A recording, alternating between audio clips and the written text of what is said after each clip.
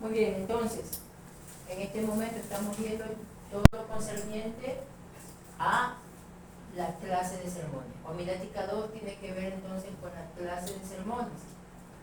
Estamos viendo que en este curso vamos a estudiar el sermón textual, el sermón de asunto, el sermón expositivo y el sermón narrativo, ¿no es cierto? Entonces, en ese contexto estamos ahora viendo lo que es el sermón textual. El sermón textual se llama así porque, ¿por qué? Porque el mensaje o la estructura del sermón está basada en una porción corta de las escrituras que puede ser de un versículo a máximo 3 versículos consecutivos. También vemos que el bosquejo o las ideas mayores, salen de manera literal del versículo que hemos escogido. Por ejemplo, aquí escogimos Romanos 5.1. Romanos 5.1 habla de la justificación por fe y de tener paz para con Dios, ¿no? Si tomamos solo ese versículo para crear un sermón textual, debemos entonces seguir la regla que nos dice del sermón textual, que debemos nosotros basarnos en las ideas mayores de manera literal, fraccionando nuestro versículo. Entonces, como idea mayor 1 veíamos justificados pues por la fe. Bien. Idea mayor 2, tenemos paz para con Dios por medio de nuestro Señor Jesucristo. Si tomamos solo ese versículo, entonces ya tenemos un bosquejo de 2 ideas mayores. De allí para adelante usted tiene ya que buscar las ideas menores, ¿no es cierto? Y las ideas subordinadas. Recuerde, cada idea mayor tiene una idea menor y una subordinada cuando amerite. Y estas ideas mayores y subordinadas deben de contar con versículos de apoyo y de respaldo. Que no se nos pase por alto que tanto el sermón textual, el sermón de asunto, el sermón expositivo y el sermón narrativo tienen una gran similitud en que en la estructura de las 7 partes del sermón, a excepción del sermón narrativo, que se modifican solamente unas pequeñas cosas, pero que no trasciende a mayor. Entonces, este es el sermón textual. Vemos el sermón textual, se lo llama así porque está prácticamente el bosquejo fundamentado de manera literal. Si fuera, por ejemplo, vamos a ver otro ejemplo de un sermón textual, rapidito, a ver. Primera de Pedro, capítulo 5, verso 2.4. Primera de Pedro 5, 2.4. ¿Ya lo leyó? Habla sobre el pastor, sobre la ley del Señor, ¿no es cierto?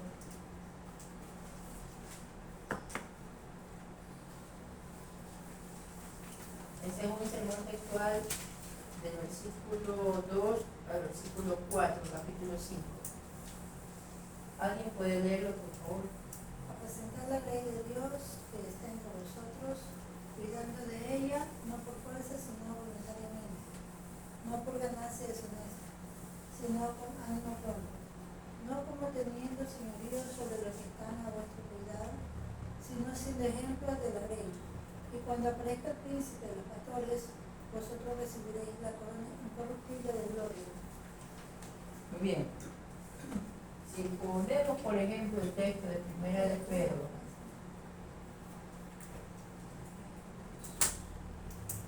del 2 al 4, nosotros estamos viendo ahí de la función pastoral en el ministerio.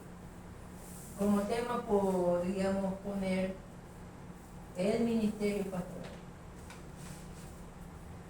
Ministerio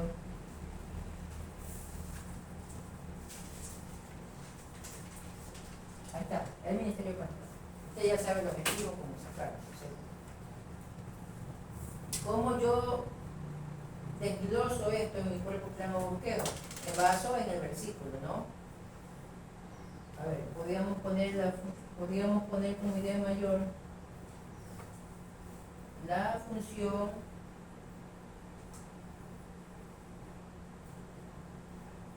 del pastor.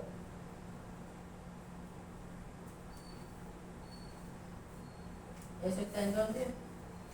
Primera de Pedro 5, 2. Muy bien.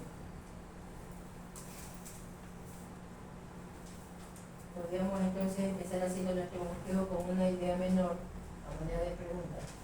¿Cuál es la función pastoral? Como respuesta, ¿cuál haríamos? 1. El pastor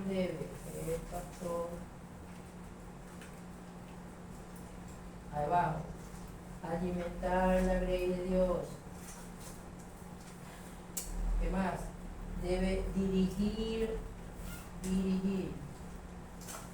la grey de Dios.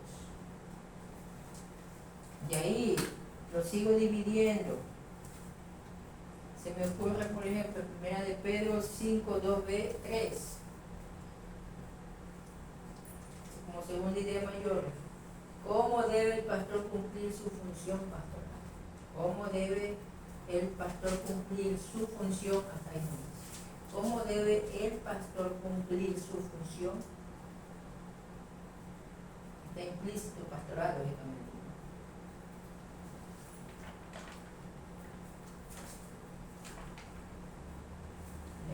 ¿Cómo debe?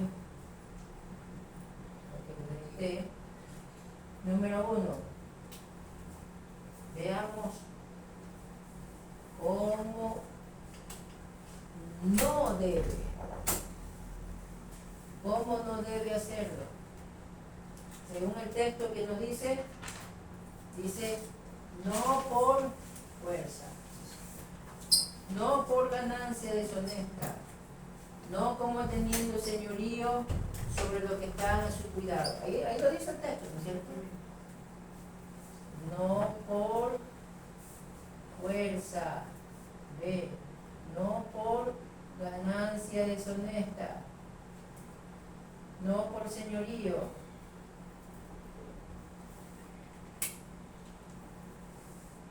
¿Se dan cuenta? Claro está que aquí estamos haciendo un bosquejo de manera estructurada, en donde usted tiene que contestar. Por ejemplo, si fuera ya de predicarlo, usted tiene que decir cómo es la función pastoral en la iglesia para un pastor. Primero, antes de ver eso, de verlo, ¿cómo no debe hacerlo? Primeramente. Y la Biblia nos dice, no por fuerza. No hay que prácticamente obligarla o maltratarla. No hay que subyugarla.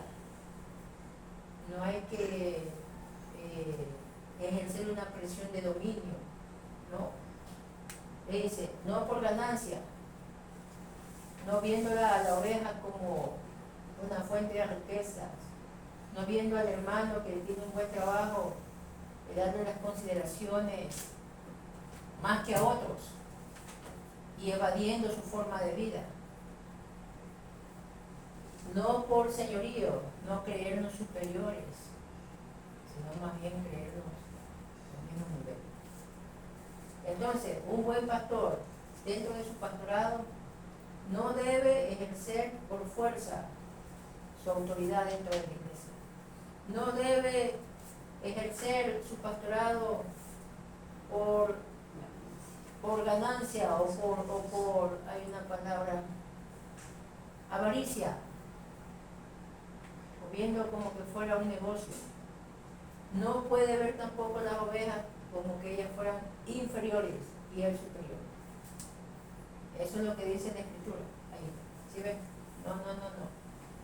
Entonces, ahora sí podemos poner nosotros, bueno, aquí podemos hacer una manera de pregunta. ¿Cómo no debe hacerlo? Y segunda idea mayor, ¿cómo sí debe hacerlo? ¿Cómo sí debe hacerlo? ¿Cómo creen ustedes que debería ser? Voluntariamente, con humildad. ¿Qué más? Con ánimo pronto. Ahí en el texto también dice, ¿no? Si no, ¿cómo? ¿Qué más? Con ánimo pronto. Siendo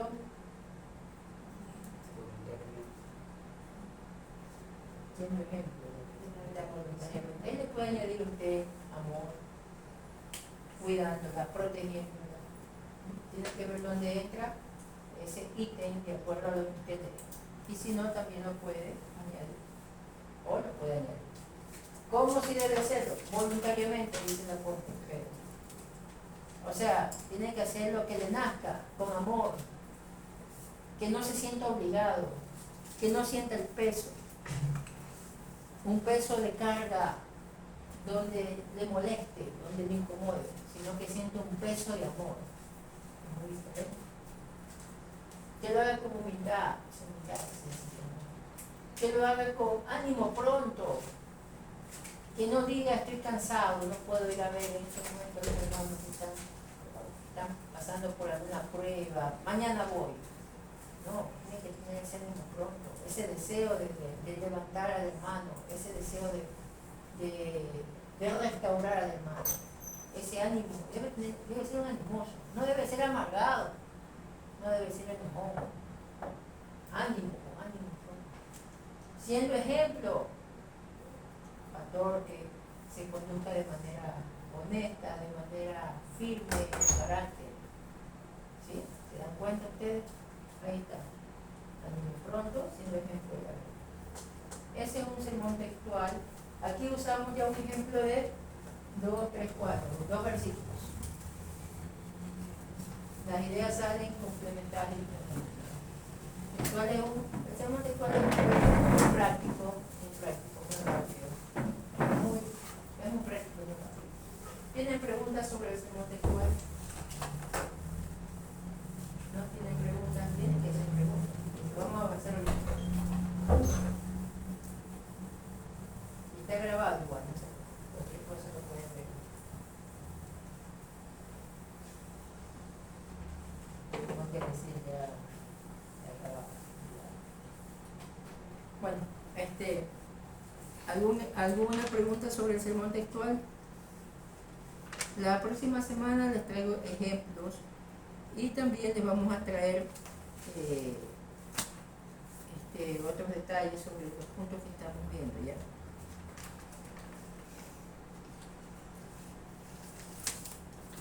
Ahora vamos al otro sermón, el sermón de asunto. ¿Por qué se llama sermón de asunto? ¿Qué tiene que ver este nombre? ¿Hay alguna diferencia con el sermón textual?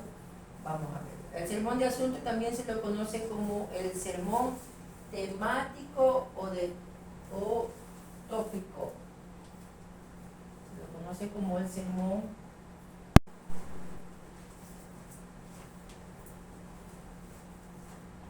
temático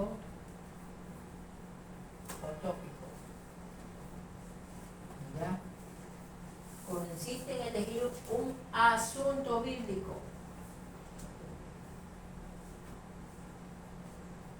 Elige un asunto. ¿Qué más? Que puede ser de carácter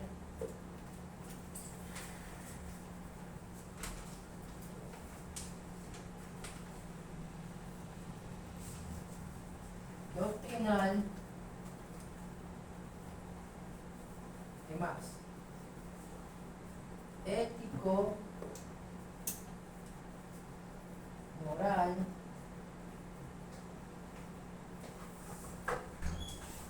o también con alguna realidad de la vida cristiana.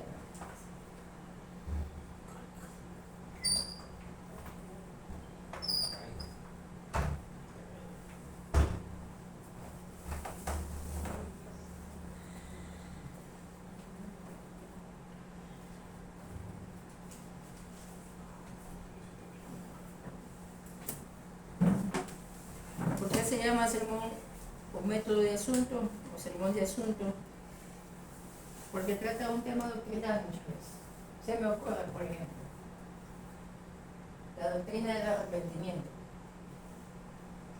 la doctrina de la predestinación. ¿Ya? Por ejemplo, un tema de asunto, la justificación. ¿Ya? Esos son temas, es un asunto que vamos a tratarlo directamente. ¿En qué se caracteriza? Primero hay que elegir el tema doctrinal, ético o de la vida cristiana en general. También puede ser, por ejemplo, la pornografía, el adulterio, el divorcio, esos son temas. No, el divorcio, por ejemplo, no es de carácter doctrinal, pero sí es de carácter ético-moral. ¿Ya? El divorcio, vamos a tratar el divorcio. Entonces ahí, un tema, un tópico. Ya, primero elegimos el tema, ¿no es cierto? El tema, perfecto. Segundo, redactar en la forma más específica posible el tema. Esto a fin de determinar lo que exactamente se va a tratar de ese tema en el sermón. Hay que, por ejemplo, el libro de Corintios cuando habla del cuerpo que es para Dios, y que en 1 Corintios 6 mora en nosotros el Espíritu Santo, ¿no es cierto?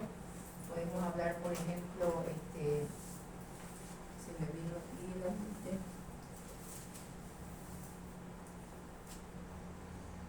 Sobre de pureza sexual. 1 Corintios 6, cuando habla Pablo y dice que el cuerpo le pertenece al Espíritu Santo y él nos anhela celosamente. En todo ese contexto, ¿no es cierto? 1 Corintios 6 nos habla. Ahí podemos tocar el tema sobre la impureza sexual. Impureza sexual es un tema que de pronto puede ser tratado en un culto para jóvenes, en un culto para incluso hasta para matrimonios, porque dentro de un matrimonio no debe haber tampoco impureza sexual. ¿Ya? Eso dejémoslo ahí. Muy bien. Hay que buscar una porción bíblica que respalde el tema elegido. Por ejemplo, digamos que usted escoge el tema de la justificación por fe. ¿Dónde se iría?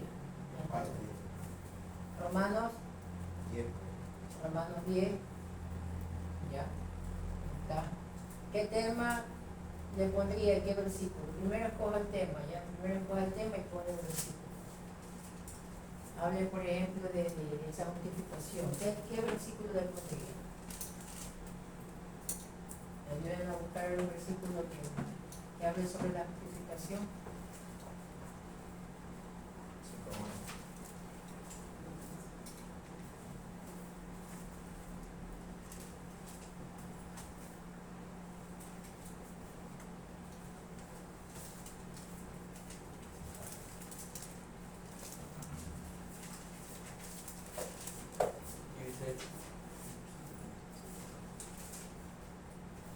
¿Cuál?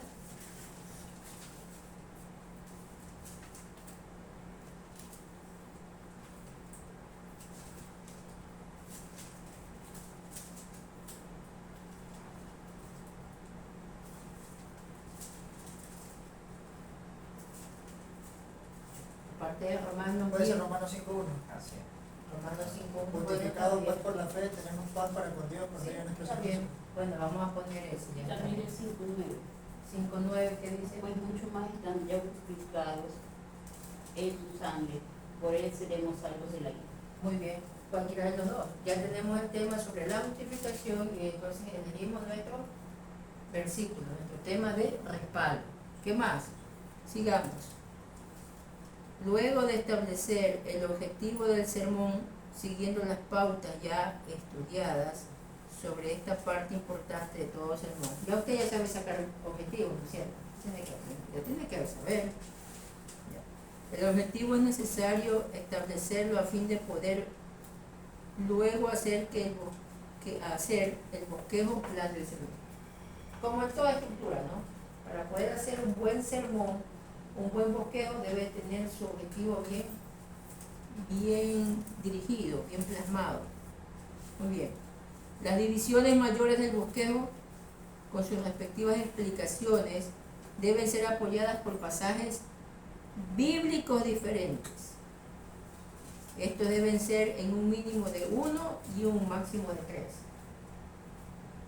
Romanos 5, por ejemplo, Romanos 5.1, la justificación, estamos hablando. Se me ocurre a mí decirles, por ejemplo, ¿qué es la justificación? ¿Y qué introducción ustedes utilizarían? Por ejemplo, se me ocurre a mí la del maestro Lutero, ¿no? Cuando él se levanta y empezamos a decir, empecemos a predicar, Dios lo bendiga, amén.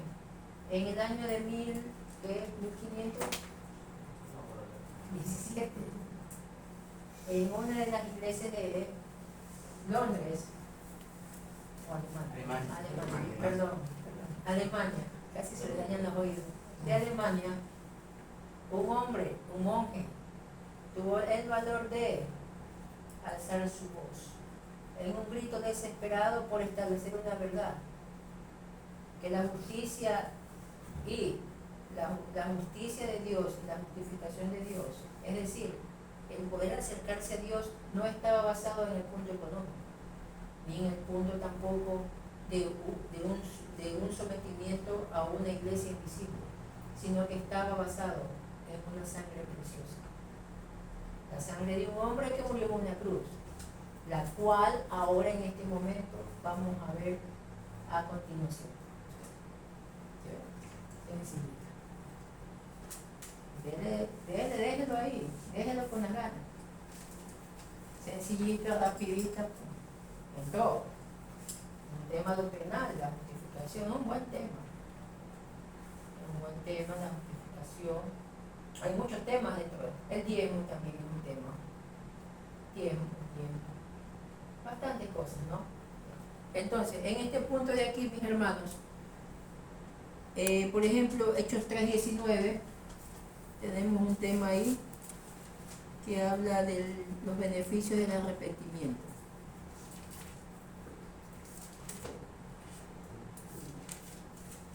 ¿Qué dice en Hechos 3:19? Así que arrepentidos y convertidos para que sean borrados vuestros pecados, para que vengan de la presencia del Señor tiempo de refrigerio. Arrepentido y convertido. Como tema de ese texto, tal vez le podíamos poner los beneficios del arrepentimiento. Es un tópico. Estamos hablando del arrepentimiento. Ahí vemos nosotros que nuestras ideas mayores también, como idea mayor uno podría yo, el perdón de los pecados, pero utilizaría otros textos. Por ejemplo, en Hechos 2:38b, para ampararme en la idea primera, en la idea mayor primera. En el textual, recuerden ustedes que nosotros fraccionamos el versículo o los versículos y lo ponemos a un lado, 5a, 5b, del versículo que estamos fraccionando el textual. En el de asunto, ya esa regla no va. Si usted quiere la pone, si no, usted puede poner los beneficios del arrepentimiento, pero se va a utilizar directamente otros versículos. De manera directa. ¿Sí ven que no hay mucha diferencia? De ahí para allá todo es lo mismo. Es como, por ejemplo, cuando a usted le digan, hermano, es un tema que necesitamos que hable del infierno, del cielo y del infierno.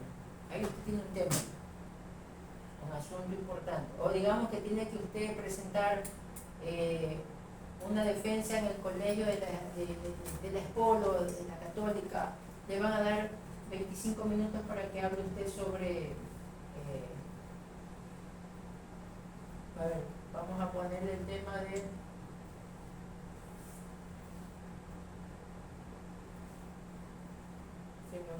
la impureza sexual. Ahora que digamos que usted se pone, le dicen que un congreso de ateos. ¿Dios es real?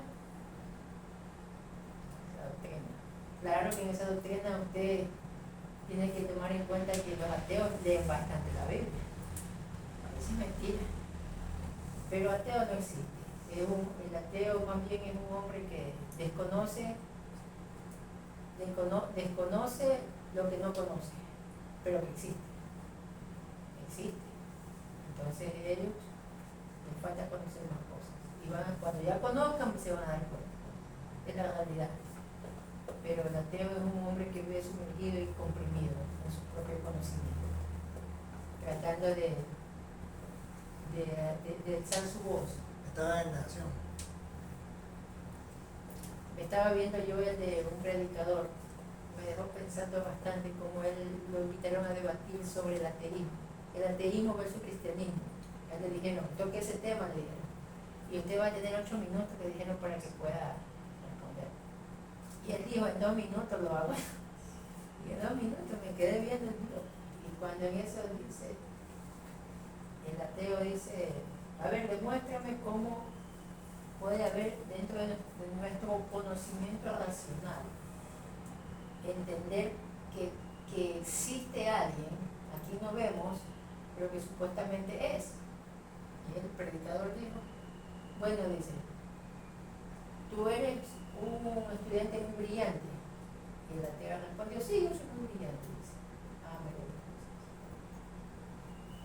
¿Cuánto conocimiento tiene? Imaginemos, dice el predicador, le dice, imaginemos que este es todo el conocimiento que existe, de toda la vida, de toda la vida.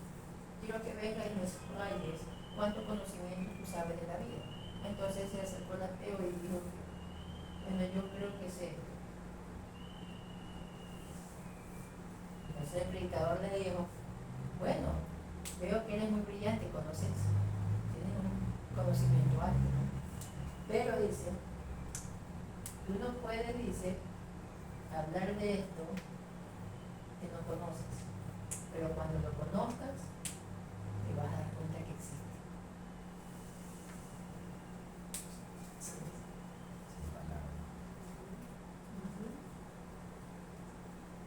Ahí lo dejo. Me dejó pensando, ¿no? Bueno, y él mismo dijo al principio, es que conozco esto, pero no puedo conocer todo eso todavía, porque perfecto, es verdad, tú conoces esto, pero desconoces esto, y aquí es donde está el libro. Bueno, me dejó pensando mucho, ¿no? Sencillo la reunión. Muy sencillo. Muy sencillo. Digamos que a ustedes les toca predicar sobre la oración. La oración es un tema más. La doctrina del pecado. ¿Por qué? ¿Por qué pecó Adán y Eva? ¿Por qué Dios permitió? Fue Dios que los hizo pecar. ¿Por qué creó la serpiente? Son temas doctrinales. La doctrina del pecado. La doctrina de la aprobación. La aprobación. La aprobación tiene que ver en el punto donde Dios pone al hombre en el huerto, pero ¿con qué intenciones lo pone? ¿Y cuáles fueron las respuestas del hombre ante ese Dios que lo dejó ahí en el huerto? ¿Lo dejó solo? ¿No lo dejó solo? ¿Qué se interpreta? Lo que tiene la aprobación. ¿Sí ven ahí? Hay unos libros que se llaman Teología del Antiguo y Nuevo Testamento. Tienen que buscarlos, son buenos. Les ayuda bastante. Sigan, si pueden, consigan también el de Pablo Hoff, muy bueno también, un comentarista. Pablo Hoff tiene bastante historia de la cultura de los tiempos antiguos, es muy bueno. Eso les recomiendo también en esa parte, Pablo Hoff. Ya, a ver, otro tema que se apruebe, la mentira. La mentira. Vamos a ver solamente hoy estos dos puntos, ¿ya? Vamos a hacer un sermón de asunto, un ejemplo, desempolvándolo, un escrito. Este libro me acuerdo, es un pequeño accidente, pero bueno, está bien. Sobreviviente. No más, ya, 2002. Vamos a tomar un texto, un tema de asunto. Un tema de asunto vamos a hacer como el pecado de la mentira. Vamos a poner el pecado de la mentira. El tema es el pecado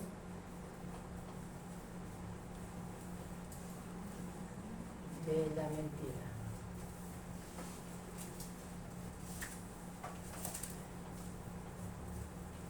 Buscamos un texto de apoyo y vamos a ver qué tal les parece Efesios 4:25a.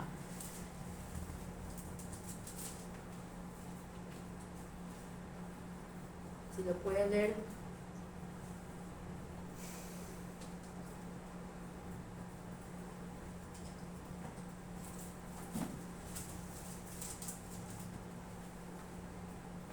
Por lo cual, desechando la mentira, habla verdad, cada uno con su propio. Muy bien. Entonces pongo 4:25a. Porque tienen la continuación, ¿no? Se me voy a tomar sola esa parte. Armo el objetivo, es de impulsar a los oyentes a abandonar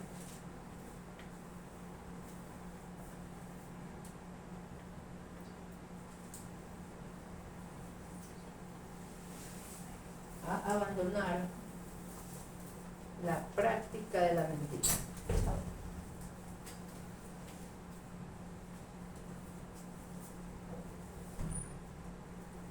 De la mentira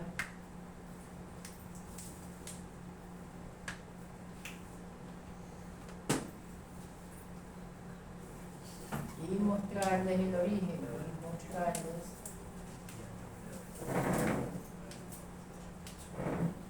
el origen de esta.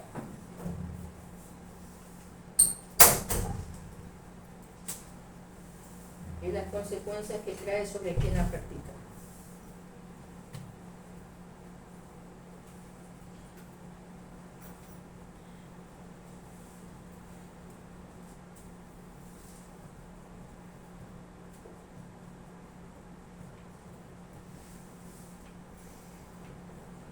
Ahí tengo mi objetivo ya. Sencillo. El de impulsar a los oyentes a abandonar la práctica de la mentira y mostrarles el origen de esta y las consecuencias que trae de quien la practica. ¿Sí?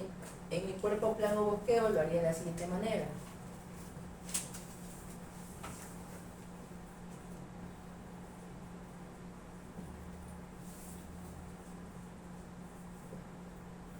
Idea mayor 1, el origen de la mentira.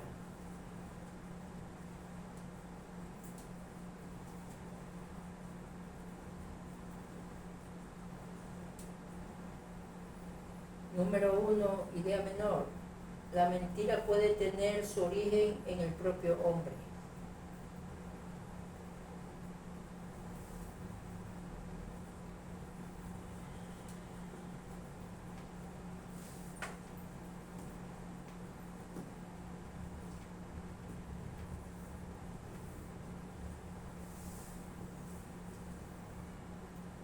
Respaldo bíblico. Job 13:4. Miren cómo lo estamos haciendo. Job 13:4. Ya. Salmo 144, 7 y 8.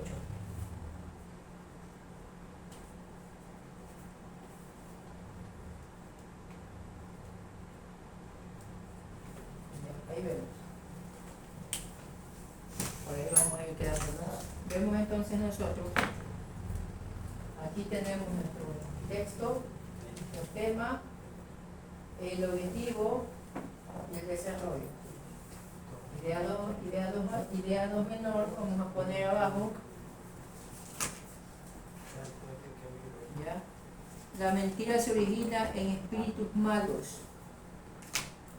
La mentira se origina en la idea mayor 1, idea menor 1, idea menor 2. La mentira se origina en espíritus malos.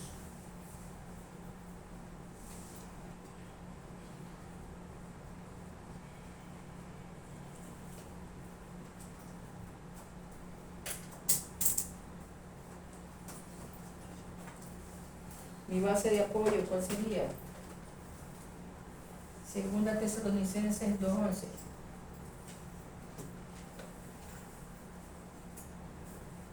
¿Qué más? Primer libro de Reyes 22-21. Como tercera idea mayor, se origina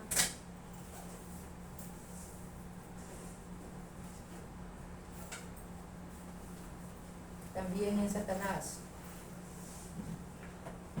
¿Dónde está eso? Juan 8:44. ¿Ya?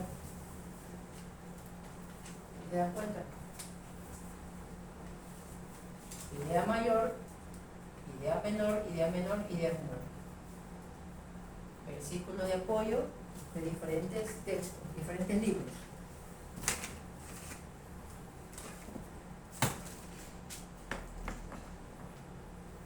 Hasta ahí vamos a ver en esta primera parte y Dios mediante continuaremos la próxima clase, ¿sí?